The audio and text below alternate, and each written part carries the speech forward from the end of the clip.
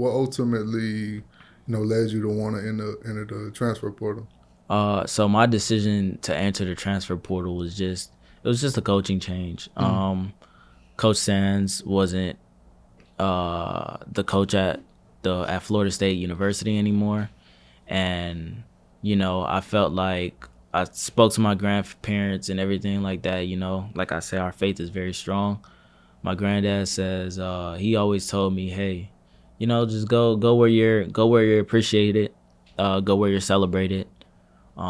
He's like, maybe this is just something that, God led you there for the initial training with the coach, with the guy, to be able to further your career. And now it's time to put yourself first. So, of course, I love Florida State. Never have anything bad to say about Florida State. I loved it.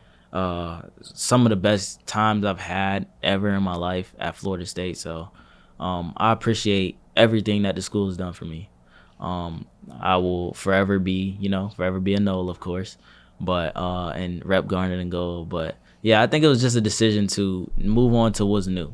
I wanted to go somewhere else where I can be able to create history, create a legacy, and then submit myself in the record books. So that's where going forward to wherever school I'm at next, that's going to be the biggest thing, is just being able to put myself in a position where I can look back and take my kids somewhere where they can see, their dad's name, their dad's picture, and things like that, and having a history cemented somewhere. So that's pretty much what I looked at going into this. I know we talked about it a bit off camera. I don't know if you want to talk about it on camera, but do you have a list of teams that you're currently looking at?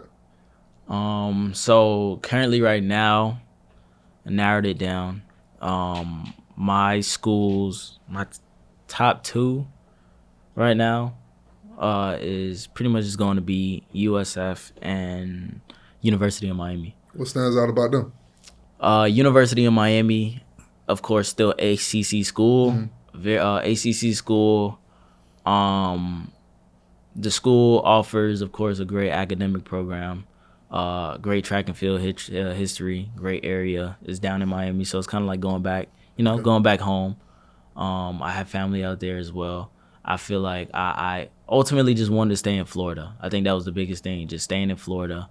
But Miami, the coach appreciates, like he shows, like, I reached out to the coach, and coach reached out to me as soon as possible, like, hey, I'd love to have you on board. So just going where, like I said, going where I was celebrated. I feel like Miami is a great fit in terms of just where I want to go at.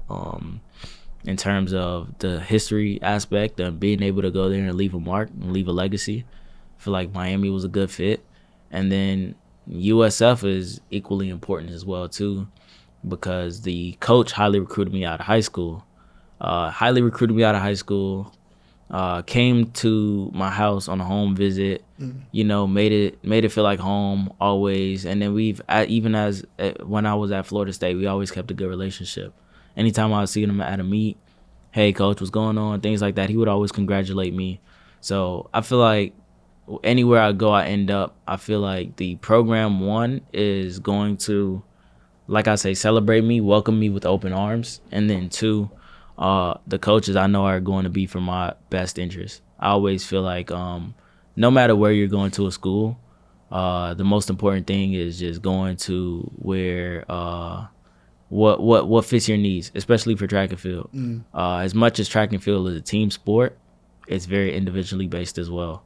So there's no team aspect or no team points aspect if one individual athlete can't handle what they need to handle. And that's in terms of scoring, in terms of getting first, second, whatever the case may be, to be able to help.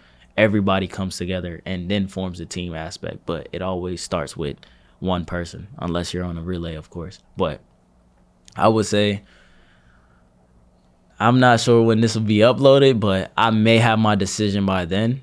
And my decision will just be just based on where I feel like in future, moving forward for myself, of course, my family, and then just what I feel like in terms of what's going to help me in the long run. Okay. Yeah. And you talked about what it means to you to be able to represent your country. I'm looking at all the accolades. We just talked about you being on the U20 team in the Bahamas. New Balance Outdoor All-American, AAU 7-time All-American, state championship runner-up. All of these different things. We talked about the silver medal you just got at the Caribbean Games. And your PR being one of the top 6 freshmen in the country. Yes, sir. What would it mean to you to represent your country at the Olympics in LA? It would mean everything, man. Like, I feel like I feel like I just owe it all back to my people. Like they've always celebrated me. They've always been behind me 100% of the way. And going to Carifta and feeling and knowing what it felt like to be celebrated that much and be loved that much, I feel like it would be an honor to be able to represent the country. You know what I mean? Be able to represent the country at LA. It would be an honor to be able to represent the country on the world stage. You know, just being able to travel around the world and wear, you know, the Bahamian flag on my chest is that's just everything to me. I feel like anytime I put it on, it gives me some kind of superpower to jump even farther than I ever jumped before, just because I replay the sounds in my head. I replay the claps. I replay the brass. I replay everything. You know, just the history and the heritage of how far the Bahamas has came. It's just, I think about it all. So I feel like it's going to mean everything to me, and it's just going to make the whole thing just worthwhile in the end. So that's the goal. It must happen. It must happen. I have to make it.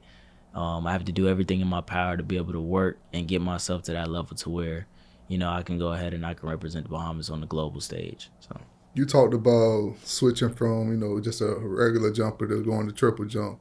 Was it awkward for you in the beginning? Yeah, so triple jump is very technical. You know, going into my junior year of high school, I didn't really know what a triple jump was. I didn't know the history behind it. I didn't know the people behind it. Like I said, I got hurt my junior year. I got hurt my junior year of high school and missed out on the state meet because my lower back. This is my first time lifting weights and things like that, so really getting accustomed to the weights and things. So I got hurt. I watched everybody else compete and jump, long jump, triple jump. Like, you know, I kind of watched the same names pop up for both events at that meet. And I was like, you know what? I want to pick up the triple jump my senior year so that I can go out with a bang. My whole goal was to go out there and go and win gold at the state meet for the long jump and triple jump my senior year. So going into my senior year, like I said, I picked up the triple jump. We practiced it. I didn't know what I was doing. I didn't know what I was doing initially. Is the whole cycling aspect. Like I had the little short little steps going into my jumps. That just wasn't, you know, it just wasn't optimal for far jumping. So as I picked up a coach, Coach Neek, shout out Coach Neek, out of Winter Haven. I went out to Coach Neek and we worked for about 2-3 weeks. She got me jumping at the 42-foot board. And like I said, I went from 14-2 to 15-0 in a matter of 2.5-3 weeks. How? It's just the work that you put in, of course, but it's also just the being able to put yourself in a situation where you're not comfortable where you are. Like, I was comfortable being at a 36 board. I was comfortable, you know, coming around and seeing, you know, everybody in the city. It was just me and Jaden Lippett. Jaden Lippett goes to the University of Florida now, but it was just me and Jaden. Like, you know, in the city, that's it. As far as triple jump, he was jumping 14 high. I was jumping 14 mid. So I was always like, okay, cool. This is who I'm competing with. And he was also one of the better jumpers in the country as well. So that was definitely a good person to be around jumping with. But, you know, just once I got to the Carifta stage and I'm seeing, okay, people are jumping 16s. And then, you know, my coaches over there are like, hey, like, I believe you can jump 16 meters. Like, that just opened your mind up and opened you up to a whole new version of you that you see. And that's why I feel like your environment is very important. The people that you have around you and the environment that you have around you. This is exactly like the analogy everyone says, like the whatever fish that you have, that tank, the size of that tank, the fish is only going to adapt to whatever the size of that tank is. Yeah. So if you continue to have yourself in a little tank, bottled up in a little, then you're only going to grow to what that environment allows you to grow to. But if you just hold yourself accountable that, hey, the whole world, let me adapt to the world. Let me look at everyone else. Let me just not look at one or two people, see this person, that person, and say, okay, this is where I can peak. In a year or two, you never know where you can change your life to. So it's always you can always get better. Like coming into to college as well was another thing. Like being one of the better jumpers in high school, you're not going to be the best jumper in college. It's going to take a year or two. And then seeing early success my freshman year just continued to push me like, hey, I belong. So I just wanted to use that and continue to get better for myself. But I would say environment was a big thing in terms of just success and opening your eyes to the unlimited possibilities that you have.